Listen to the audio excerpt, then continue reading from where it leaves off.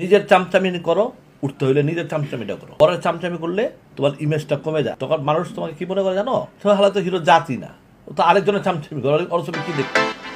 বর্তমান সময়ের আলোচিত সমালোচিত প্রযোজক এবং পরিচালক মোহাম্মদ ইকবাল সম্প্রতি এক সাক্ষাৎকারে আরিফিন শুভকে নিয়ে মন্তব্য করেছেন। কিছুদিন আগে তুফান ছবির সাকসেস অনুষ্ঠানে শাকিব খানকে পায়ে ধরে সালাম করেন আরিফিন শুভ। শাকিবের প্রতি এই সম্মানটা অনেকেই ভালো চোখে দেখলেও কেউ কেউ এটাকে নিয়ে করছে সমালোচনা। এবার এই বিষয় নিয়ে মুখ খুললেন মোহাম্মদ ইকবাল। ইকবাল বললেন, কাউকে রেসপেক্ট করা খারাপ না, কিন্তু আমি কোনোদিন কাউকে পায়ে ধরে সালাম করিনি। একমাত্র সিজদা দেব আল্লাহ তাআলাকে, আর আমি ঈদের দিন পা ধরে সালাম করি বাবা মাকে, আর কাউকে না। ইকবাল আরো বলেন, চামচামি করলে নিজে সফল হওয়া যায় না।